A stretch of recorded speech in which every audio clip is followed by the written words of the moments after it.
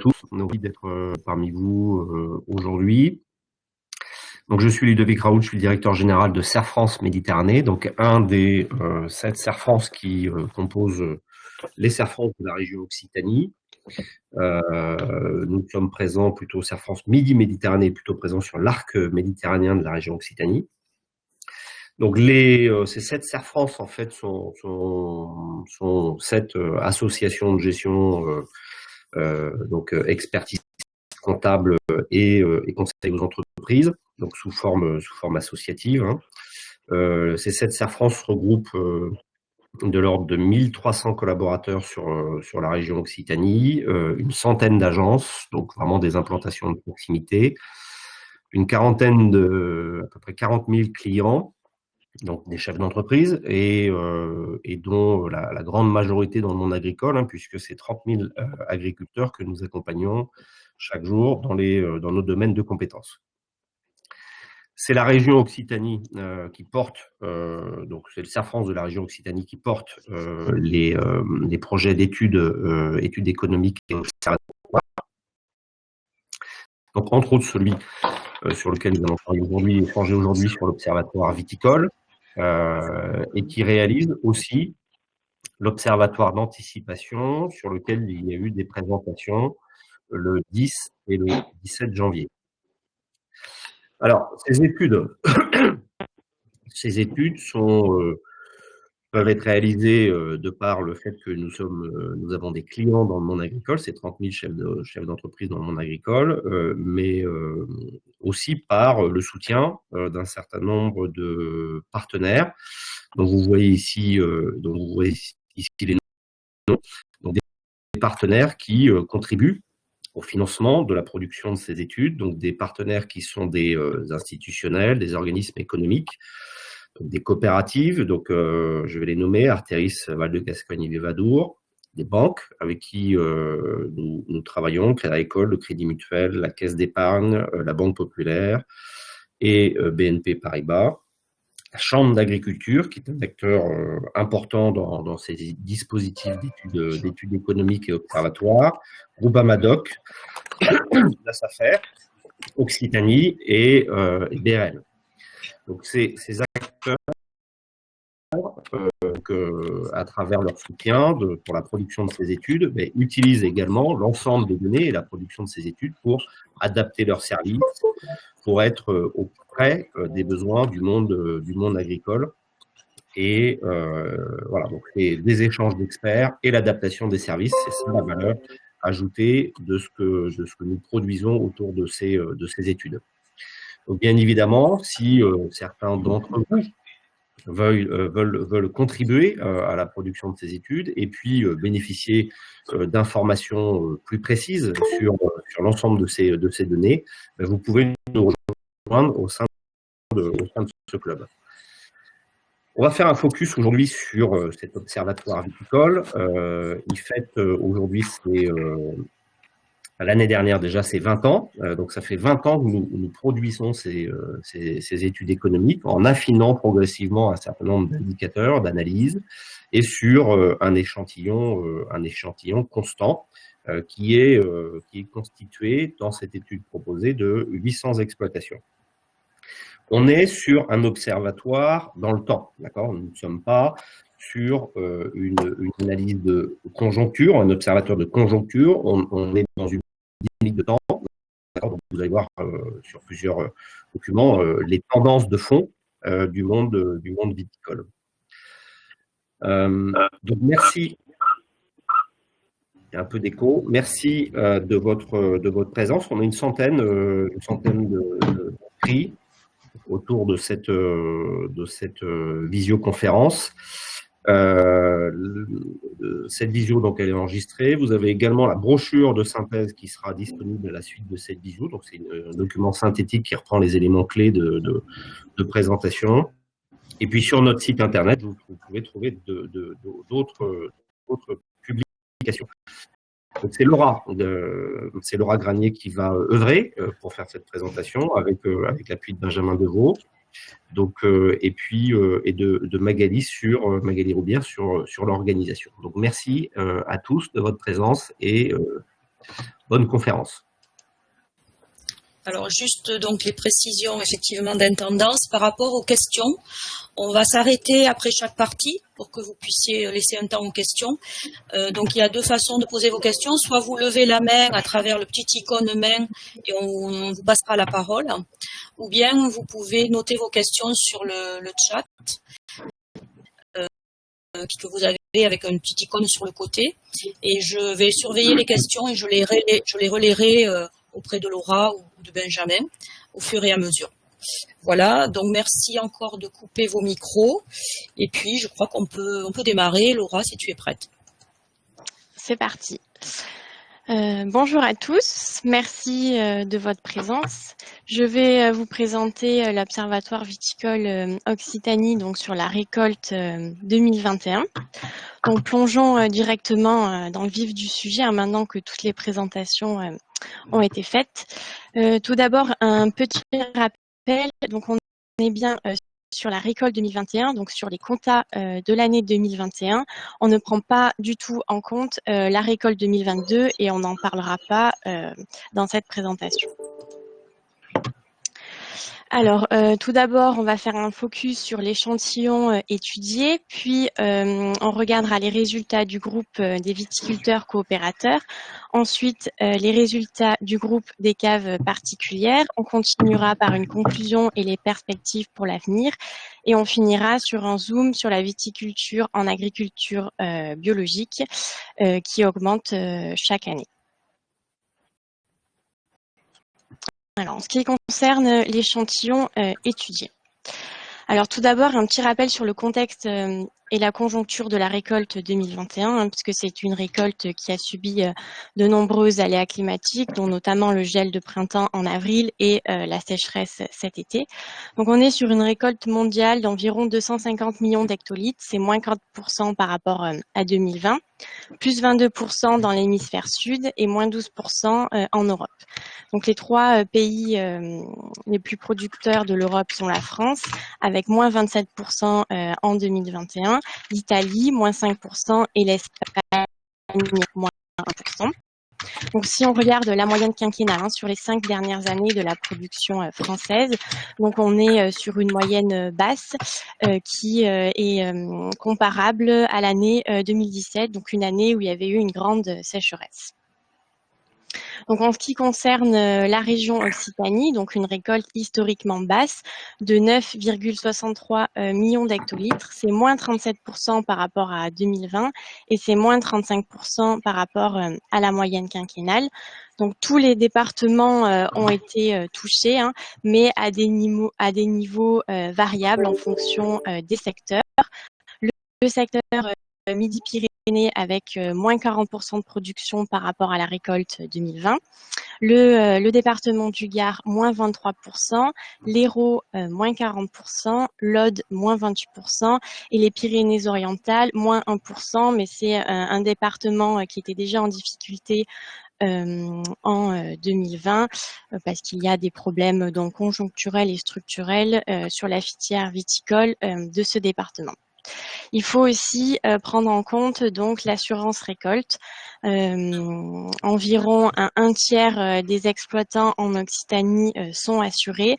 Donc cette indemnité d'assurance récolte rentre en compte dans les subventions, dans les comptes 74 en compta. Donc on va voir dans les résultats que quand on regarde le produit brut viti, donc il a diminué par rapport à la récolte 2020, mais quand on regarde au niveau des résultats courants, ces indemnités ont permis quand même de maintenir des résultats. Alors, au niveau de l'échantillon, donc cette année, on a 805 exploitations présentes en 2021 et en 2020 pour pouvoir effectuer des comparaisons, dont 142 exploitations en agriculture biologique. Un petit point sur la méthode. Donc la méthodologie étudiée, donc les moyennes présentées sont arithmétiques, c'est-à-dire que chaque exploitation représente une donnée, quelle que soit la taille de l'exploitation. Mais pour équilibrer donc cette représentation sur chaque département, on a pondéré ces données proportionnellement à la surface viticole des départements. C'est-à-dire que si on regarde l'échantillon, donc le Gard par exemple, au total, on a 14 000 hectares dans notre échantillon, ce qui représente 27%, alors que pour les autres départements, on est aux alentours de 6-7%, ce qui est déjà une très bonne base. Donc, pour ne pas avoir une surreprésentation du département du Gard, on a pondéré en fonction des surfaces viticoles donc de la région Occitanie, donc avec un secteur ex-Languedoc-Roussillon qui représente 86% des surfaces et un secteur Midi-Pyrénées qui représente 14% des surfaces. Donc si on regarde de plus près notre échantillon, donc on a un groupe de caves coopératives avec 590 exploitations qui représentent 73% de l'échantillon et un groupe de caves particulières avec 215 exploitations qui représentent 27% de l'échantillon. Donc c'est un échantillon qui est représentatif du milieu viticole occitan. Pour réaliser cet observatoire, donc on a déterminé différents groupes.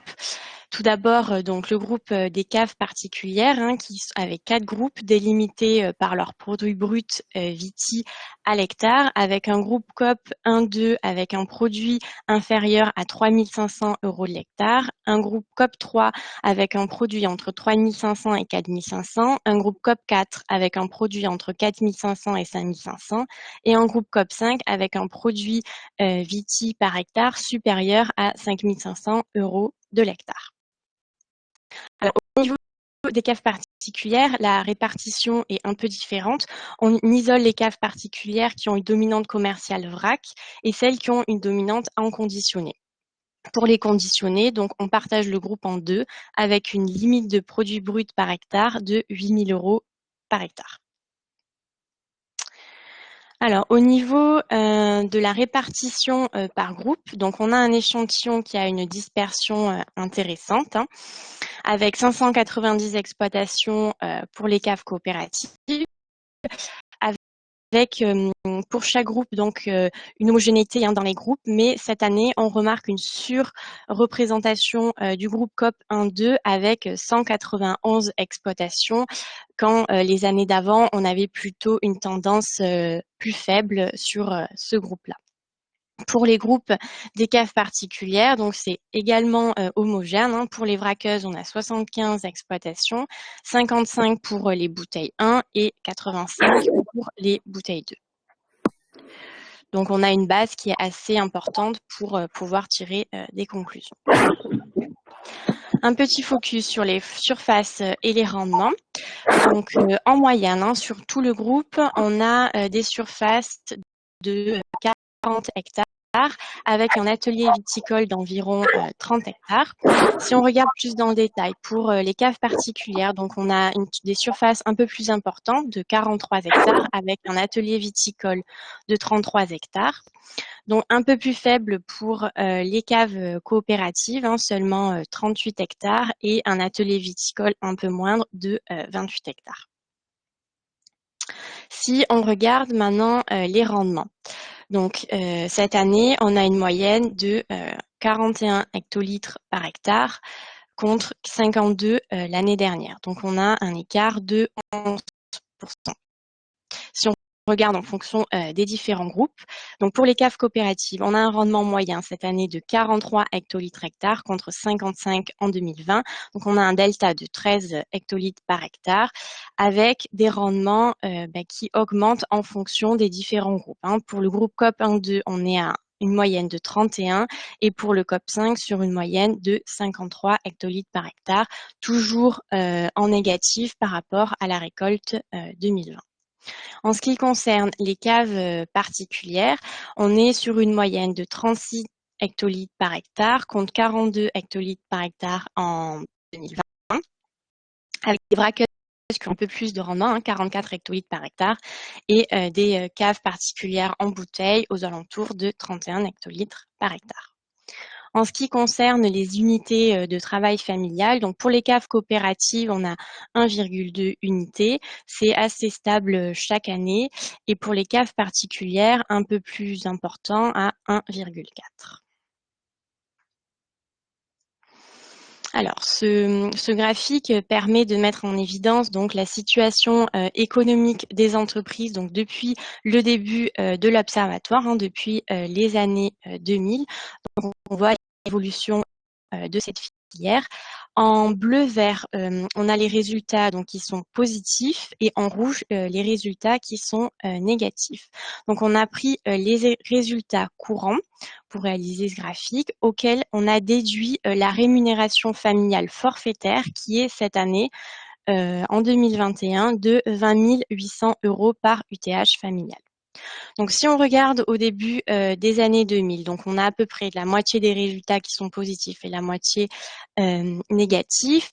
On a les années noires, hein, de la crise à partir de 2005 où seulement 20% des exploitations ont un résultat positif. La sortie de crise en 2011 avec 56% des exploitations qui ont un résultat positif. Et ces dernières années, plutôt une tendance avec des résultats moitié positifs, moitié négatifs, qui sont plutôt influencés donc par les aléas climatiques, hein, notamment en 2017 où on a seulement 39% des exploitations qui ont un résultat positif, donc c'est induit par la grande sécheresse. Et en 2021, on est sur des résultats qui sont moitié positifs, moitié négatifs. On ne voit pas encore l'effet impact du gel. Voilà. Donc malgré tout, il y a la moitié des exploitations donc, qui ont des résultats négatifs. Donc ça montre bien la fragilité de cette filière. Est-ce que vous avez des questions? Alors j'avais une remarque ou une question de monsieur ou madame, je sais pas, Narjou. Il faudrait que tu reviennes sur la diapo sur les surfaces. Donc on nous demande si la SAU en COP est d'environ 30 hectares. Alors si je lis bien ta diapo, la SAU totale, enfin moyenne COP plus particulière est de 30, hein, c'est ça? Ah, en Viti? Oui. Alors en Viti, pour la SAU en COP est d'environ 30 hectares. Donc oui, c'est... La SAU, donc Viti en production en cave coopérative, on est aux alentours de 28 hectares. Ça. Et donc on nous demande si ça, enfin, on nous fait une observation comme quoi ça n'intègre pas les exploitants au forfait. Non, dans notre observatoire, on n'a pas les exploitants au forfait. Oui, l'échantillon, on ne les récupère pas. Donc voilà pour les questions qui étaient notées dans le chat. Est-ce qu'il y en aurait d'autres par hasard? Si vous voulez vous signaler par la petite main. Alors écoute, a priori non, de toute façon c'est l'échantillon, donc voilà, on ne peut pas trop en dire plus. C'est dans la suite qu'on aura peut-être plus de questions. Alors on continue. Les viticulteurs coopérateurs. Donc tout d'abord, un petit graphique pour illustrer l'évolution de la filière donc avec les années noires de la crise. Alors en jaune, on a les produits bruts qui sont inférieurs à 3 500 € de l'hectare. Donc pendant la crise en 2005, on retrouve ce 80% d'exploitation qui ont le produit brut inférieur à 3 500 € par hectare, hein, donc ce qui est très faible, qui diminue fortement, hein, dans les années 2011 avec 36% en moyenne d'exploitation dans le groupe COP 1, 2. En 2015, donc on a regroupé les COP 1-2 et on a créé un nouveau groupe, donc les COP 5, avec un produit brut supérieur à 5 500 € de l'hectare. Donc on a plutôt des stabilités, hein, ces dernières années, mis à part donc 2017, l'année de la sécheresse avec 30% d'exploitation en COP 1-2, et cette année donc 32% d'exploitation en COP 1-2, 21% d'exploitation en COP 3, 21% en COP 4 et 26% en COP 5. Alors, la répartition par département des exploitations en caves coopératives. Donc, on a des profils qui sont semblables sur les 3 plus gros départements producteurs, donc l'Aude, le Gard et l'Hérault, avec à peu près 30% d'exploitations qui sont en COP 1-2, une vingtaine de pourcents en COP 3, une vingtaine de pourcents en COP 4 et à peu près 25% en COP 5. Pour le département des Pyrénées-Orientales, donc on a là plus de la moitié des exploitations qui sont dans le groupe des COP 1, 2. Donc ce département a des difficultés structurelles et conjoncturelles sur la filière viticole, donc ça les reflète bien. On a quand même un biais d'échantillon puisqu'on a seulement 32 exploitations dans ce groupe-là, qui est semblable au groupe du secteur Midi-Pyrénées, avec plus de 50% des exploitations en groupe COP 1-2 et seulement 35% d'exploitations au total. Alors, au niveau des rendements, une diapo pour illustrer l'impact du rendement qui est extrêmement parlante. On a ventilé les exploitations en fonction des rendements. Donc, les groupes à faible rendement surreprésentent les COP 1-2, alors que pour les rendements les plus élevés, cette catégorie disparaît. Donc, si on prend les rendements supérieurs à 90 hectolitres par hectare, on a 80% des exploitations qui sont en COP 5 et 20% en COP 4. Donc, plus le rendement diminue, inférieur à 30 hectolitres par hectare, plus on a des chantiers d'exploitation en COP 1-2. Donc, un peu moins de la moitié, 44%. Avec un produit brut qui diminue aussi, en moyenne, de 4 100 euros par hectare. Donc, le rendement est extrêmement discriminant.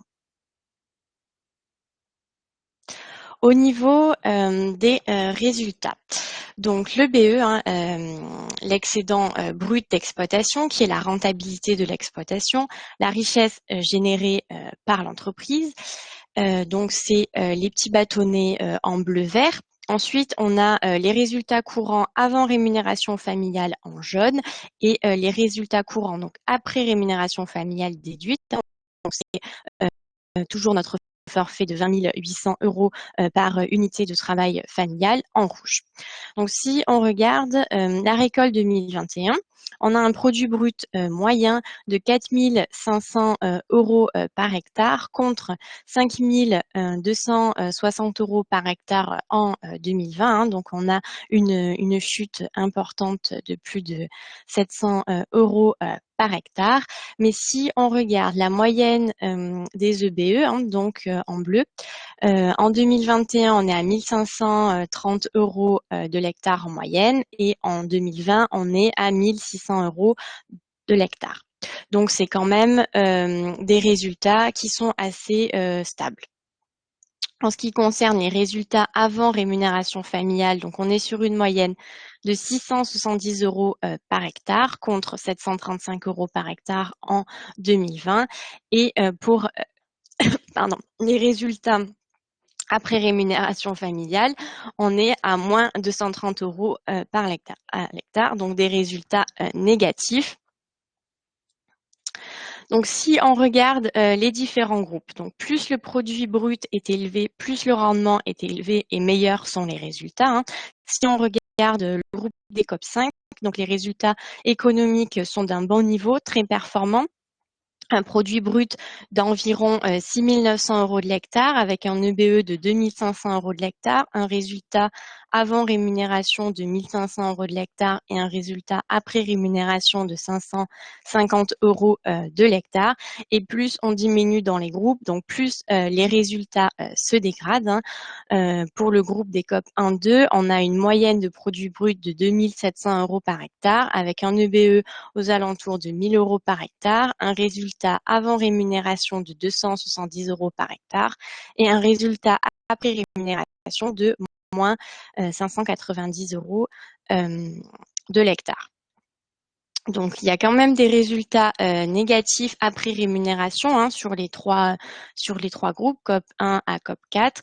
Donc, ce qui influe la capacité de résistance des entreprises, hein, puisque si les exploitations prélèvent pas ou peu, ont peu ou pas d'endettement ou ont pas ou peu d'investissement, les entreprises peuvent s'en sortir. Alors, quelques données sur les ratios économiques. Si on regarde le BE par rapport au produit brut, on est sur une moyenne de 29%, un peu moins qu'en 2020 où on était à 31%, avec des moyennes plus basses pour les COP 1, 2 et qui augmentent avec les COP 5. Au niveau des résultats avant rémunération familiale, donc on est sur une moyenne de 12% par rapport au produit brut, en légère diminution de 2% par rapport à 2020, allant du simple au triple entre COP 1, 2 et COP 5. Des résultats avant rémunération familiale de 39% par rapport à l'EBE, allant du simple au double, 26% pour les COP 1, 2 et 59% pour les COP 5. Et des charges totales, y compris la rémunération familiale qui représente 106% du produit brut. Ça veut dire quoi? Ça veut dire que pour les groupes des COP 1 à COP 4, les produits ne permettent pas de subvenir à toutes les charges. Pour le COP 5, on a des produits excédentaires. Alors, derrière toutes ces moyennes et ces résultats, on a réalisé un tableau pour illustrer la dispersion importante dans les différents groupes. Donc, on a pris la moyenne des 25% de tête, les 25% de queue et les moyennes du milieu. Donc, on est toujours sur les résultats courants avec la main-d'œuvre familiale rémunérée sur la surface totale. Donc, au niveau de l'ensemble des coopératives, donc on a un groupe de tête avec un résultat moyen de 300 euros par hectare et donc des moyennes de queue de moins 336 euros par hectare. Si on regarde dans le détail, donc le groupe des COP 5, le groupe qui ont une belle performance, on a un groupe de tête avec 500 euros par hectare de résultats et un groupe de queue avec moins 250 euros de résultats. Et pour les groupes des COP 1, 2, qui sont plus en difficulté, on a quand même un groupe, une moyenne de tête avec un résultat moyen de 180 euros par hectare et un résultat donc moyen de queue de 450 euros de l'hectare. Un petit zoom sur les charges. Donc en moyenne, pour la récolte 2021, on a des charges de 4 900 euros de l'hectare, très stable par rapport à 2020. 10 euros de plus. Mais on a des écarts significatifs entre les différentes coopératives de 1 500 euros de l'hectare. On rentrera plus dans le détail dans les prochaines diapos.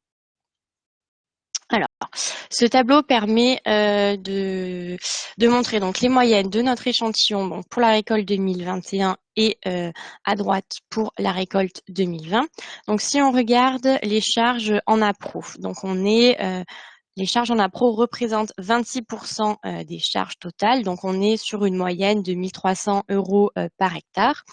Au niveau des services, donc ça représente 20% des charges, on est sur une moyenne de 1 000 euros par hectare. Pour les impôts, on est sur une moyenne de 96 euros de l'hectare.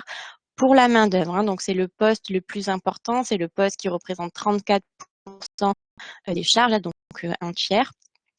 Donc, c'est un poste qui augmente un petit peu avec des charges moyennes de 1 640 euros de l'hectare, des frais financiers d'environ 37 euros par hectare et des amortissements non négligeables qui représentent 17% des charges d'environ 830 euros par hectare. Donc, on arrive à un total de charges de 4 900 euros par hectare. Et si on regarde par rapport au rendement, qui est de 43 hectolitres par hectare en moyenne cette année, on a des charges de 114 euros par hectolitre, contre 88 l'année dernière pour des charges qui sont quasiment identiques. C'est le rendement qui permet ces augmentations. Alors, si on rentre dans le détail pour chaque groupe, où sont les différences? Donc, quand on est en difficulté, on serre plutôt la ceinture comme on peut au niveau des intrants, de la main-d'œuvre et on investit moins. Et quand on a des résultats plutôt importants, on investit plus, on amortit sur des durées qui sont plus courtes, on a plus de cotisations sociales et on rémunère mieux son foncier. Donc tout ça génère des niveaux de charges plus ou moins importants. Donc si on regarde par rapport aux travaux par tiers, par exemple, en COP 1-2, donc on a des charges d'environ 300 euros par hectare qui augmentent jusqu'à 520 euros par hectare pour les COP 5. Au niveau du fermage, donc pour les COP 1-2, on est en moyenne sur 180 euros par hectare et on augmente jusqu'à 280 euros par hectare pour les groupes du COP 5. Au niveau de la main-d'œuvre, donc on a des charges qui augmentent fortement, 1 400 euros pour les COP 1-2 jusqu'à 1 800 euros pour les COP 5, donc un écart important de 400 euros. Et des amortissements donc qui augmentent aussi en fonction des différents groupes, 730 euros par hectare pour les groupes COP 1-2 et 990 euros par hectare pour les groupes COP 5. Donc les groupes COP 5 investissent plus que les groupes 1-2. Alors, une petite diapo sur les coûts de revient du vin vrac du raisin. Donc, c'est la courbe rouge là que vous pouvez voir. Donc, on a les coûts de revient, mais également le prix, enfin les coûts de la vinification sur cette courbe. Donc, quand le rendement il est élevé, les prix de revient se situent entre 60 et 80 euros de l'hectolitre, qui peuvent monter au-delà de 120 euros par hectolitre quand les rendements sont plus faibles. Donc, si on regarde, si on se met sur un rendement de 85 hectolitres par hectare, on a un coût de production d'environ 80 euros par hectolitre. Et si on produit donc des IGP OC rouges ou rosés, la vente, les mercuriales en 2021, au 31 décembre 2021, était d'environ 90 euros par hectolitre. Donc dans ces cas-là, on a un delta positif de 10 euros par hectolitre. Mais si on se place sur un rendement à 50 hectolitres par hectare, on a un coût de production d'environ 120 euros par hectolitre quand les produits nous sont payés aux exploitants 90 euros de l'hectolitre. Donc, on a un delta de moins 30 euros par hectolitre. Donc, quand on n'est pas au rendement, il est compliqué de s'en sortir. Donc, aujourd'hui, les cours du vin, des mercuriales, permettent de couvrir les coûts de production seulement si les rendements suivent. Donc, on a un schéma économique qui tient la route si les rendements sont corrects. Donc, en cas de crise, c'est plus compliqué. Alors, quelques éléments sur les flux financiers. Donc, l'EBE, l'excédent brut d'exploitation, permet de faire face aux investissements, aux annuités et aux prélèvements en étant complété par les emprunts. Le solde de tout ça donne la variation du fonds de roulement hors subvention. Donc, les subventions pour la filière viticole sont assez importantes puisqu'on a une prime pour la plantation de France Agrimaire, des aides pour le matériel du sol, l'achat du matériel avec les PCAE et aussi des subventions France Agrimaire pour les matériels de cave, pour les caves particulières. Donc, si on regarde le BE en 2021, il est en hausse par rapport à 2020, à 56 000 euros. Donc là, on est à l'échelle de l'exploitation, on n'est plus par hectare. Donc, on est vraiment à l'exploitation. Donc, avec des EBE qui augmentent progressivement en fonction des différents groupes, des emprunts nouveaux qui sont en hausse, de 25 000 euros contre 22 000 en 2020, qui augmentent en fonction des différents groupes. Des prélèvements qui sont en hausse aussi, 28 000 contre 20 000 en 2020. Donc, on a des prélèvements qui sont assez élevés pour le groupe des COP 1-2, qui s'explique par le fait que cette année, dans le groupe des COP 1-2, on a beaucoup plus d'exploitations qui, dans les observatoires antérieurs, étaient plutôt dans les groupes 3, 4 ou 5, ce qui fait augmenter la moyenne. Des annuités d'emprunt, donc également en hausse, puisque les emprunts nouveaux augmentent de 22 000 euros, et des investissements qui diminuent, donc de 33 000 euros en 2020 qui passent à 28 000 euros en 2021. Donc tout ça nous donne une variation de fonds de roulement d'environ 4 000 euros sans les subventions.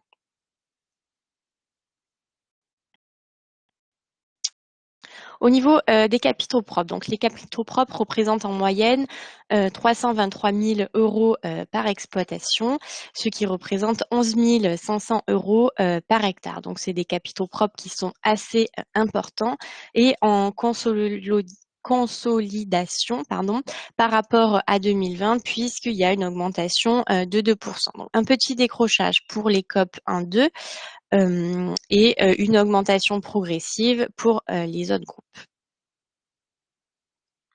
Au niveau des éléments financiers, on a des dettes totales par hectare qui représentent en moyenne 20%, un peu plus faible que l'année dernière, 30%, avec des COP 1-2 qui ont plus de dettes que les COP 5.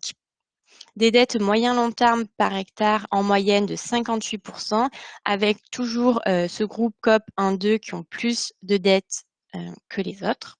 Et des immobilisations qui sont plutôt importantes, environ 6 400 euros par hectare, 6 600 euros pour les COP 1-2 et 7 800 euros pour les COP 5. Au niveau des risques financiers, donc on a déterminé 3 ratios. Les annuités sur les produits bruts, les dettes totales sur l'actif total et les dettes court terme sur l'actif circulant. Donc, on a déterminé également 2 seuils et donc les risques moyens ou élevés. Donc, ce sont les exploitations où le ratio dépasse le seuil critique et un autre dépasse le seuil d'alerte. Donc, en moyenne, on est sur un risque moyen ou élevé d'environ 17%, avec un pic pour les COP 1-2 de 26%, puisque c'est les groupes les plus fragiles. J'en ai fini pour les caves coopératives. Est-ce que vous avez des questions? Alors, je passerai bien la parole à Samia Traversac qui avait une question. Je ne sais pas à quoi elle fait référence. Pourquoi augmentation du groupe 1-2 en COP? Est-ce que Madame Traversac, vous pouvez préciser votre question? Enfin, c'était dans les toutes premières slides, on voit, et après on le revoit ici dans la présentation des coopératives, la taille du groupe, le nombre d'exploitations qui sont dans le groupe 1-2 a fortement augmenté. Du coup, ça impacte sur les chiffres après qui suivent, et notamment dans les variations. Donc, comment on explique la forte hausse de ce groupe? Est-ce que c'est l'effet rendement qui joue sur les résultats? C'est par rapport aux résultats, voilà, en fait. Alors, l'augmentation des exploitations dans ce groupe, c'est dû donc au gel de printemps avec des rendements qui sont beaucoup plus faibles et des produits bruts qui sont par hectare viti qui sont également plus faibles parce qu'on ne prend pas en compte les indemnités d'assurance sur ces produits-là. D'accord, c'est pas que les personnes qui sont moins assurées vont basculer. Tenez pas compte de l'assurance. Non, puisque là, on est vraiment sur le produit brut. Les assurances rentrent en compte dans le résultat, par contre. D'accord. Et du coup, après les comparaisons que vous faites entre 2020 et 2021, du coup, c'est pas forcément le même échantillon d'une année sur l'autre. Alors, c'est le même échantillon, on a les mêmes exploitations et on bloque, par exemple, pour 2020, si les exploitations, on a le même nombre d'exploitations dans chaque groupe. Par exemple, pour 2021, on a à peu près 190 exploitations dans le groupe 1. Quand on récupère les chiffres en 2020, les 190 exploitations, on les force à être dans le groupe 1. Donc, c'est pour ça qu'on a des différences de moyenne aussi, puisqu'en fait, les exploitations en 2020 qui sont bloquées dans ce groupe 1-2 n'étaient pas forcément dans ce groupe-là l'année dernière. D'accord. Ensuite, j'ai une question de Monsieur Denis Vieux qui demande où sont classées les charges de plantation et les charges de palissage. On les prend pas en compte dans l'étude. C'est hors plan et fourniture. D'accord. Ensuite, une autre question de Narjou. Les charges d'assurance sont quasiment identiques par type de COP. Est-ce qu'on peut en conclure qu'il n'y a pas vraiment d'arbitrage sur ce poste, malgré les faibles revenus par hectare? Alors, j'ai regardé dans le groupe cette année au niveau, donc nous, on récupère toutes les subventions, hein. Mais en moyenne, donc sur les dernières années pour l'observatoire, on avait des subventions par exploitation d'environ 19 000 € Et cette année, on a une moyenne qui augmente fortement, hein, de 39%. On a une moyenne de 31 500 € par exploitation de subventions. Vous nous dites, hein, si jamais les réponses ne vous conviennent pas, vous n'hésitez pas à prendre la parole. Et dernière question sur le chat, comment expliquez-vous la baisse des investissements alors que les emprunts augmentent, de monsieur ou madame Martinez? Alors, c'est par rapport au flux financier? Oui, puisqu'on parle d'investissement et d'emprunt. J'imagine que c'est là. Donc, la récolte 2021 a été quand même beaucoup impactée par le gel. Donc, les exploitants ont été plutôt réticents aux investissements. Il y a seulement un écart de 5 000 € par rapport à la récolte, au groupe à la récolte 2020. Bonjour à tous. On peut aussi considérer le fait que, suite à un épisode de gel tel qu'on l'a connu, les exploitants souhaitaient aussi préserver leur trésorerie et donc ils ont peut-être eu plus recours aux emprunts, y compris pour financer moins d'investissements que d'habitude. Là où d'habitude, ils faisaient peut-être plus recours à de l'autofinancement et donc de la trésorerie. Je pense qu'il y a eu un réflexe de bon père de famille en se disant, oula, l'an prochain, les acomptes vont être plus bas. Donc on est d'ores et déjà en train de préserver la trésorerie et les investissements qu'il y a à faire l'ont été faits plutôt par du financement, là où certains qui étaient un peu aisés faisaient de l'autofinancement. Je crois qu'il y a aussi cette dynamique-là qu'on a souhaité préserver la trésorerie en perspective des jours un peu plus compliqués, quoi. Voilà, vous nous dites si ça vous convient comme réponse. Et sinon, moi je n'ai plus de questions dans le chat. Est-ce qu'il y a d'autres personnes qui voudraient prendre la parole pour poser des questions? Alors, je n'ai pas l'impression, donc tu peux continuer, Laura. De toute façon, voilà, les questions, on les prendra ensuite si elles vous viennent. Ok, on continue avec les caves particulières. Donc, une répartition des exploitations selon le type de produit et leur niveau de produit depuis les années 2000. Donc, avant la grosse crise de 2005, on avait plus d'exploitations qui vendaient en vrac qu'en bouteille. On était aux alentours de 60% de vraqueuses et 40% de bouteilles. Après la crise, il y a eu une recherche de plus-value dans le marché du conditionné, donc qui s'est plutôt développée.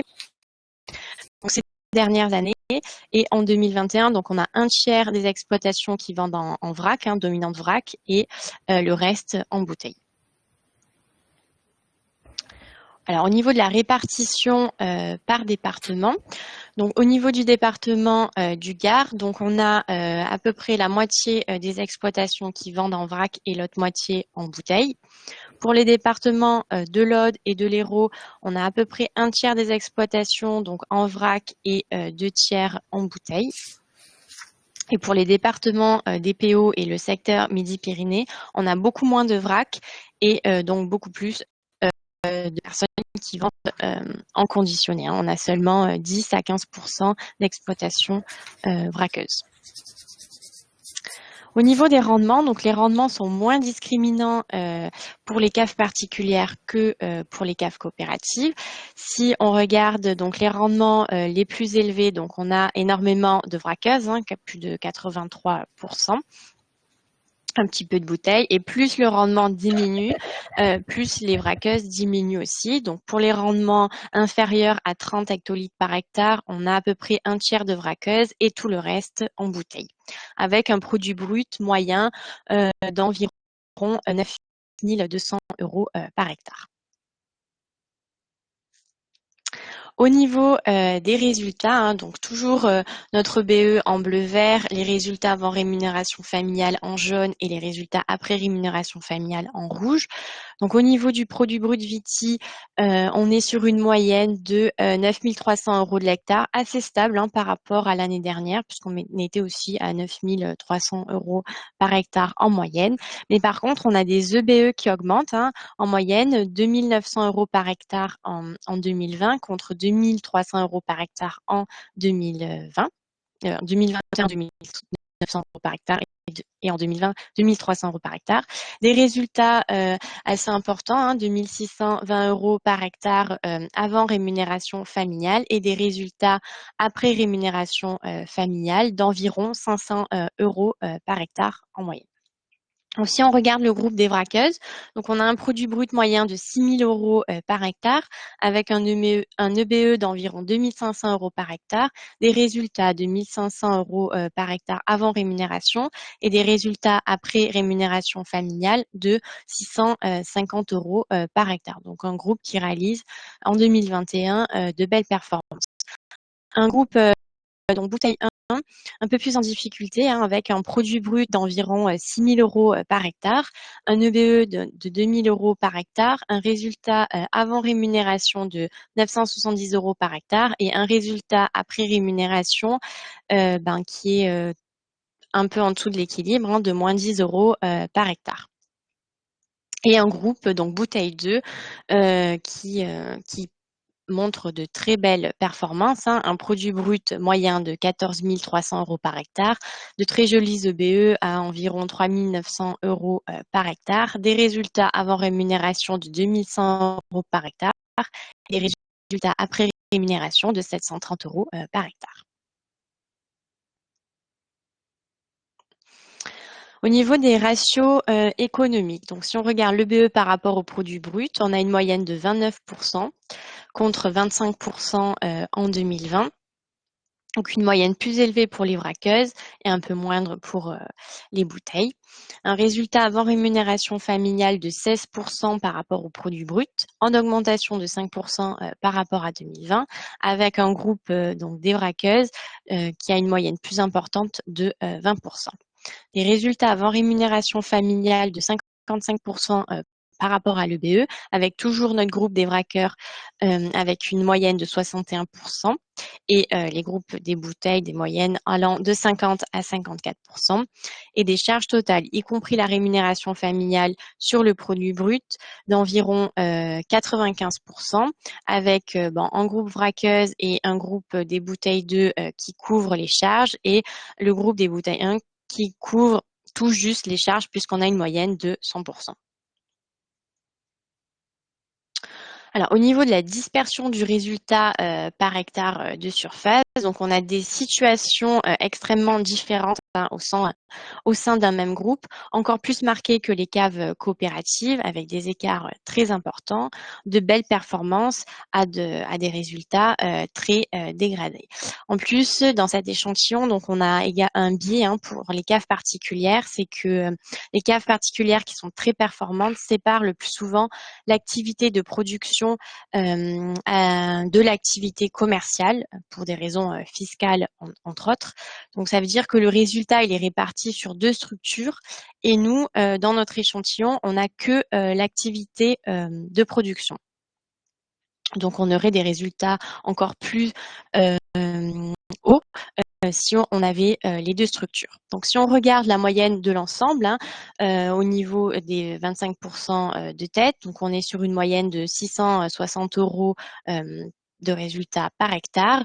Et pour les moyennes du groupe de queue, on est environ à moins 340 € de l'hectare. Si on regarde plus dans le détail, pour le groupe des caves particulières qui ont une belle performance pour la récolte 2021, donc on a quand même un groupe moyen de queue qui ont des résultats de moins 214 € par hectare et un groupe de tête avec des résultats d'environ 600 € par hectare. Et pour le groupe des bouteilles d'œufs, c'est pareil, on a des disparités fortes avec un groupe de queue qui présente des résultats moyens de moins 520 € de l'hectare et un groupe de tête qui présente des résultats d'environ 840 € de l'hectare. Donc, dans ces moyennes, on a vraiment des situations très différentes en fonction des performances commerciales.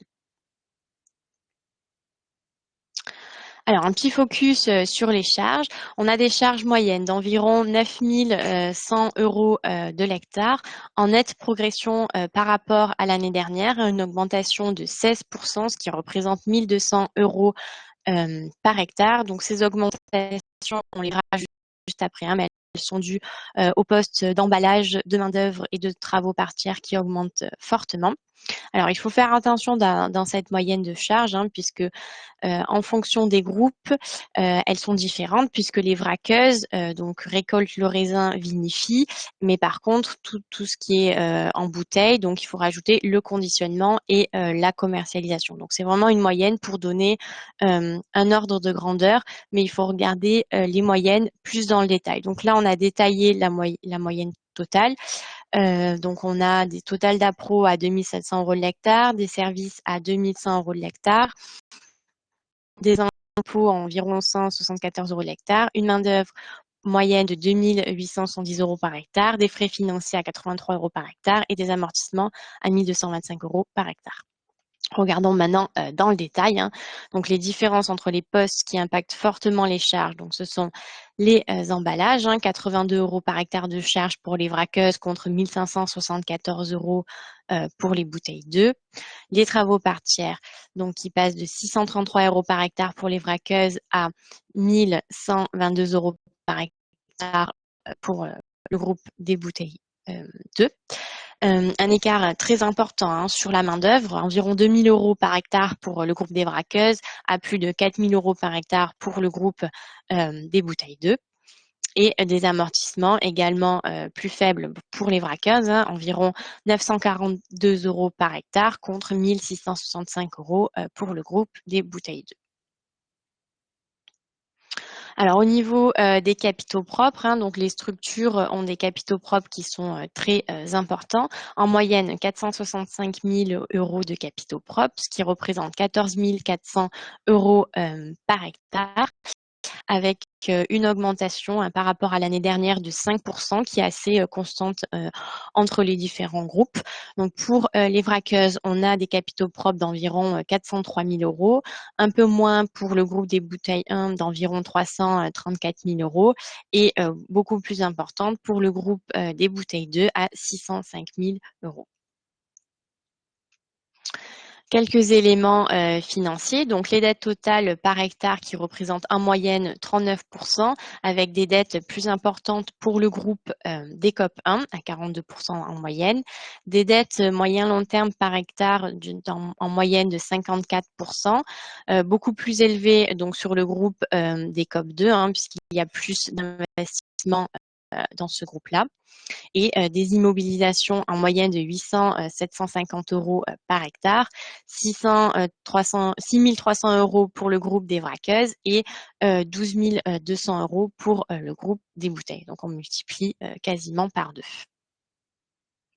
On termine avec les risques financiers, donc comme pour les caves coopératives, avec nos 3 ratios et nos différents seuils d'alerte et seuils critiques.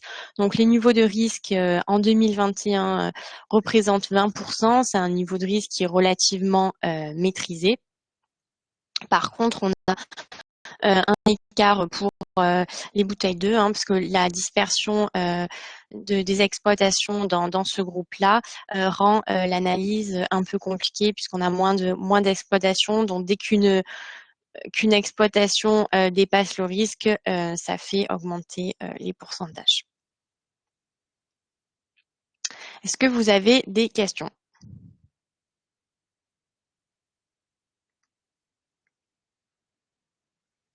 Magali, je t'entends pas.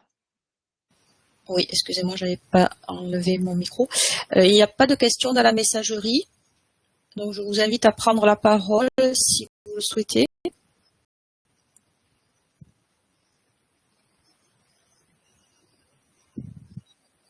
Tout est très clair, ou alors j'ai endormi tout le monde au choix.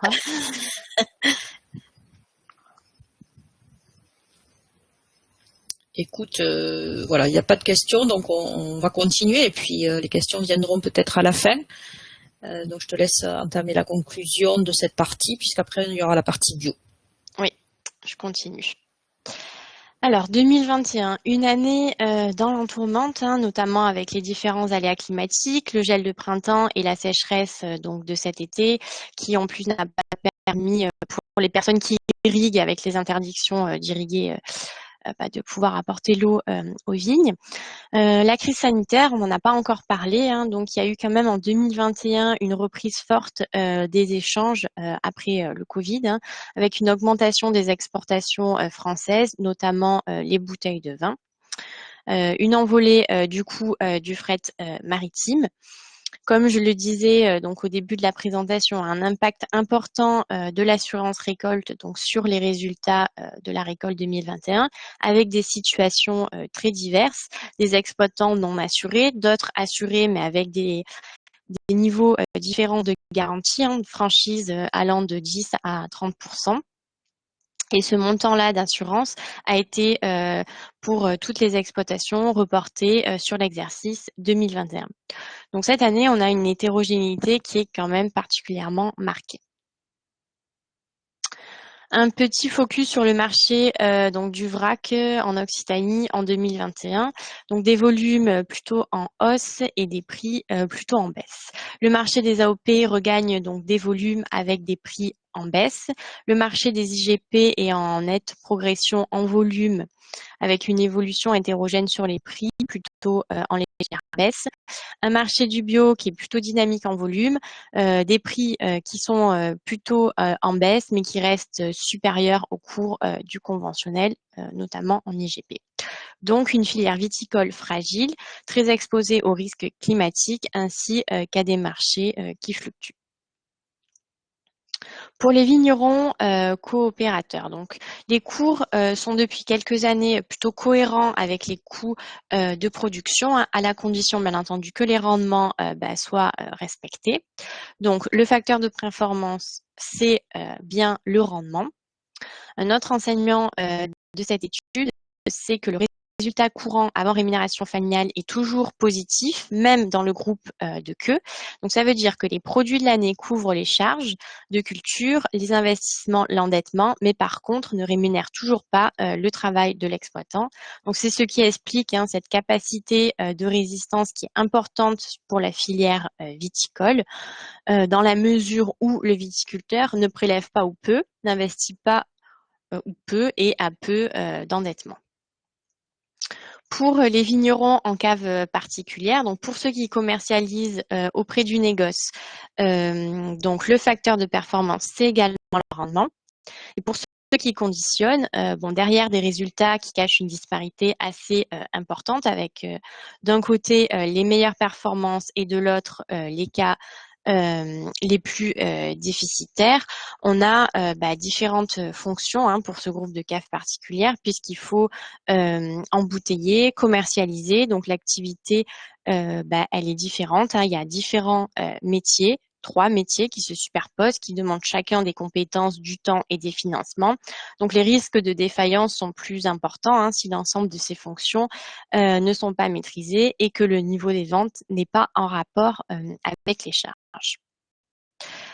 Donc, quelle perspective pour les exploitations pour l'avenir? Donc 2 stratégies qui sont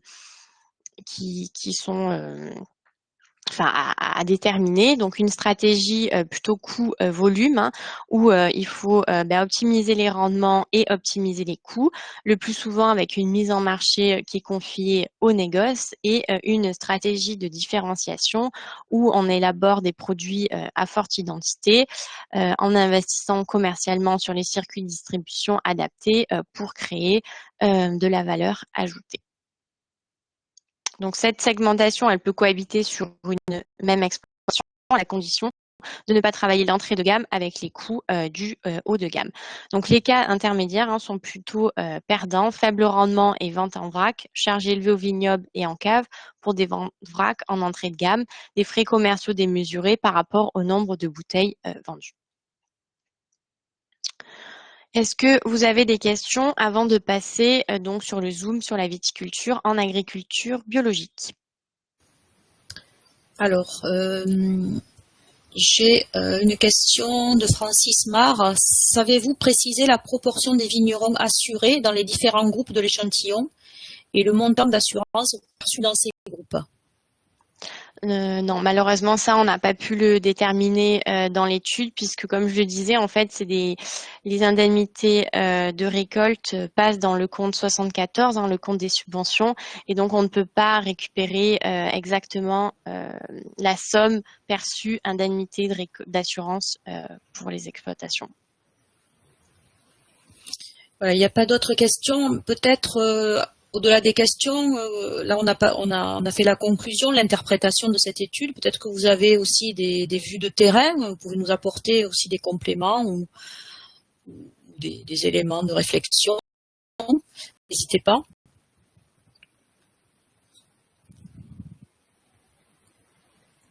Non, personne ne souhaite prendre la parole?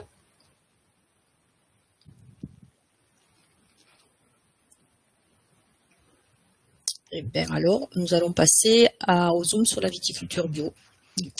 Alors, je continue avec la viticulture en agriculture biologique. Donc, tout d'abord, un petit rappel sur les surfaces.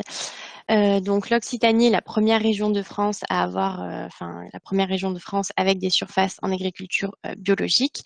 On a un total de surface d'environ 57 000 hectares, sur toute la région, bio et en conversion, dont plus de 51 000 hectares pour le côté ex-Languedoc-Roussillon. Donc le Gard, l'Hérault, l'Aude et les PE sont quand même surreprésentés par rapport aux autres départements d'Occitanie. Alors, un petit graphique sur l'évolution des surfaces viticoles en agriculture biologique. Si on regarde en 2011, on avait à peu près 20 000 hectares en AB ou en conversion. Et cette année, donc en 2021, ces données ont triplé par rapport à 2011, puisqu'on arrive à un peu moins de 60 000 hectares, donc 57 000 plus précisément, avec une augmentation de 12% par rapport à 2020 et 23 500 hectares qui sont en conversion. Donc, ça représente 3 329 exploitations, 21% des surfaces en vignes régionales sont en agriculture biologique et 36% des surfaces en vignes bio de France sont occitanes. Un petit focus donc sur les charges entre l'agriculture conventionnelle et biologique. Donc tout d'abord, dans notre échantillon, on a 142 exploitations donc en agriculture biologique, ce qui représente 18% de l'échantillon. Parmi ces 142 exploitations, on a 70%, on a 69 exploitations bio qui sont en cave coopérative. Les autres sont en cave particulière. On a beaucoup plus d'exploitations bio en cave particulière qu'en cave coopérative. Mais on a sorti donc dans ces tableaux les charges pour les caves coopératives. Donc, dans le tableau de gauche, donc les charges en agriculture conventionnelle. Dans le tableau de droite, les charges pour l'agriculture biologique. Sachant que ces dernières années, pour l'agriculture conventionnelle, de nouvelles certifications sont arrivées, notamment l'HVE, haute valeur environnementale, qui tend à plus travailler le sol. Donc, les charges ont tendance à aussi augmenter en agriculture conventionnelle. Si on regarde les écarts, donc au niveau des intrants, on a à peu près moins 60 € en agriculture biologique de charge. Par contre, on a plus 30 € par hectare de carburant. Au niveau des services, on a plus 175 € par hectare. Pour la main-d'œuvre, donc on a plus de main-d'œuvre, hein, plus de 126 € par hectare. Et au niveau des amortissements, donc plus d'amortissements, plus de 100 € par hectare, puisqu'il faut plus de matériel pour travailler le sol. Alors, ce qu'il faut retenir au niveau des frais de culture, donc au niveau des intrants, il y a peu d'économies entre le bio et le conventionnel. Pour la main-d'œuvre, donc on a quand même une augmentation de 230 € par hectare et on a également une augmentation en mécanisation, donc en carburant et en amortissement. On a d'autres frais de certification qu'il faut également prendre en compte, entre 500 et 800 € par an et par exploitation. Et comme je le disais, donc on a une tendance de convergence des coûts conventionnels vers le bio, donc notamment avec les nouvelles contraintes réglementaires liées aux certifications HVE, Teravitis. Donc, le surcoût estimé dans les années 2015 à 2020 était plutôt de 1 000 € entre l'agriculture conventionnelle et biologique, qui tend à diminuer d'environ 20% donc ces dernières années. Alors, pour un résultat équivalent, le niveau de technicité nécessaire en agriculture biologique est supérieur. C'est-à-dire qu'il faut maîtriser la protection phyto, parce qu'il n'y a pas de produit de rattrapage. Il faut limiter du cuivre et du soufre en pression forte. Et il y a aussi des impacts techniques pour certaines maladies. Il faut bien maîtriser donc l'entretien du sol et également bien maîtriser le temps et l'organisation du travail. Donc en résumé, les écarts de coûts en viticulture biologique par rapport à la viticulture conventionnelle sont générés par 3 sources. Donc les charges supplémentaires, les pertes de rendement et le coût de la conversion. On va regarder donc les différences de résultats. Donc en haut, les résultats pour l'agriculture biologique et en bas, l'agriculture conventionnelle. Donc si on regarde la moyenne du produit brut par hectare, donc on est en moyenne en agriculture biologique à 5 300 € par hectare contre 4 500 € en conventionnel. Donc avec des EBE moyens de 2 000 € par hectare contre 1 600 € en conventionnel, des résultats avant rémunération de 9 060 € par hectare contre 752 € en conventionnel et des résultats après rémunération familiale, donc positifs de 139 € par hectare en agriculture biologique et négatifs, donc de 128 € par hectare en agriculture conventionnelle. Si on regarde dans le détail, donc déjà, on a un delta au niveau du rendement, en moyenne 36 hectolitres hectare en agriculture biologique et 44 hectolitres hectare en agriculture conventionnelle, qui augmente en fonction des différents groupes. Donc, un groupe de COP5, toujours avec de belles performances, un produit brut très élevé, avec de jolis EBE. Mais par contre, lorsque on rentre dans les différents groupes, de COP 1 à 4, les résultats se dégradent, notamment les résultats après rémunération familiale. Donc un groupe COP 4 avec des résultats de moins 400 € par hectare contre 10 € en conventionnel.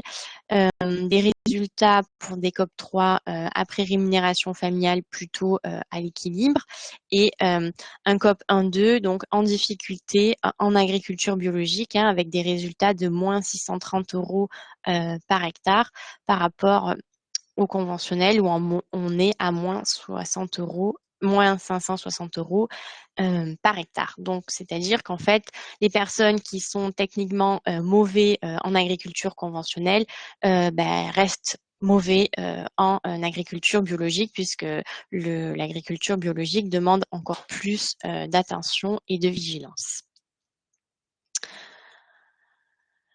Voilà, j'en ai fini avec ma présentation. Est-ce que vous avez des questions? Alors, je n'ai pas de questions dans le chat. Alors, c'est maintenant les questions. Après, ça sera trop tard. Donc, n'hésitez pas. Ne soyez pas timide.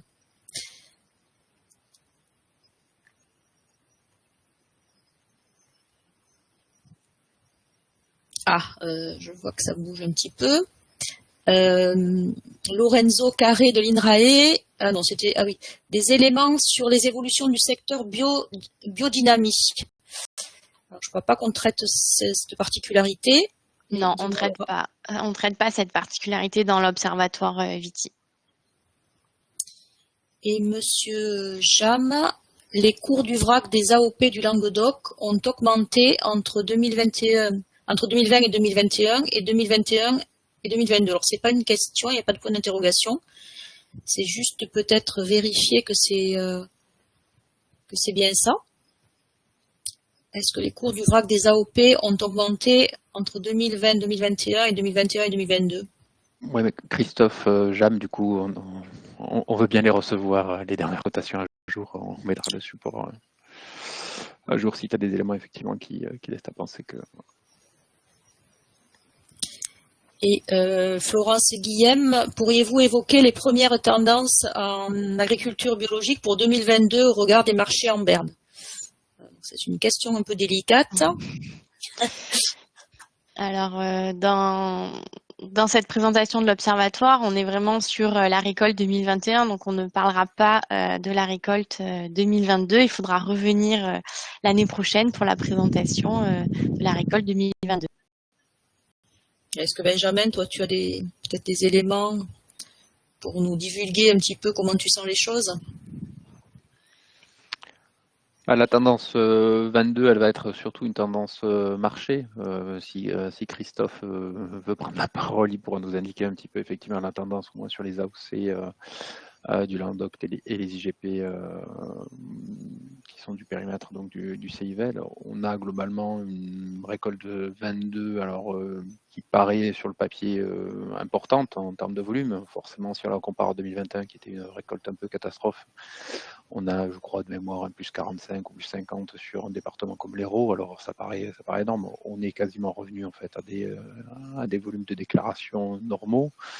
Est-ce que le bio a tiré son épingle du jeu? Pas forcément. On a ce qui est clair, on a eu un tassement aujourd'hui et l'étude le prouve là. On a un tassement des coûts, c'est-à-dire que globalement aujourd'hui le conventionnel coûte de plus en plus cher et les bio ou en tout cas les bio professionnels sont des gens qui maîtrisent de mieux en mieux. Donc on a entre des bio performants et des conventionnels performants, on a distinguo de coûts une fois la période de conversion passée qui tend aujourd'hui à se limiter. Mais aujourd'hui, le marché du bio, alors là, il faut prendre plutôt des considérations marché et on va prendre l'augmentation significative de l'inflation. La baisse du pouvoir d'achat global fait que là où avant on avait envie de mieux consommer, de mieux acheter, etc., on a un recul des consommateurs sur la consommation bio.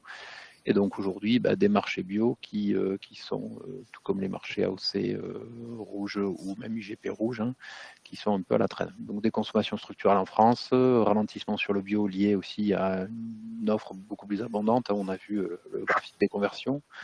On a beaucoup plus d'opérateurs sur le marché bio, des consommateurs avec une très belle embellie post-Covid où tout le monde voulait mieux consommer, mieux acheter en proximité, etc.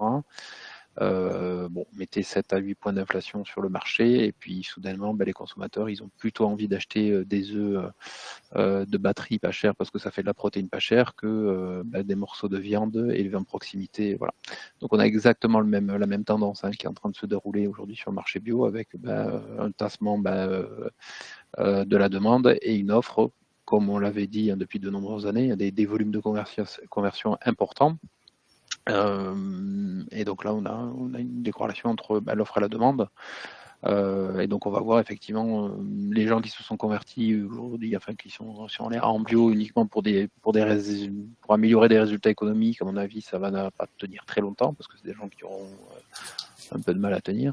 Des gens qui l'ont fait par conviction continueront à le vendre. Après, risque, c'est tout simplement de se retrouver quasiment au marché du conventionnel si jamais le bio ne trouve pas preneur sur cette caractéristique uniquement technique qu'est le bio.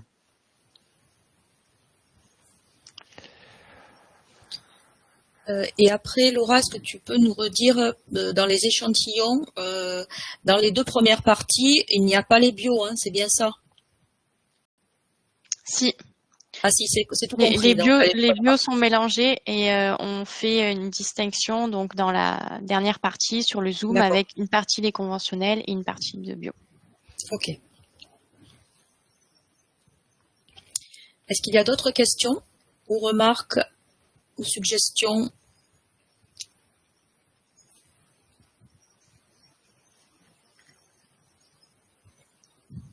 J'ai pas l'impression.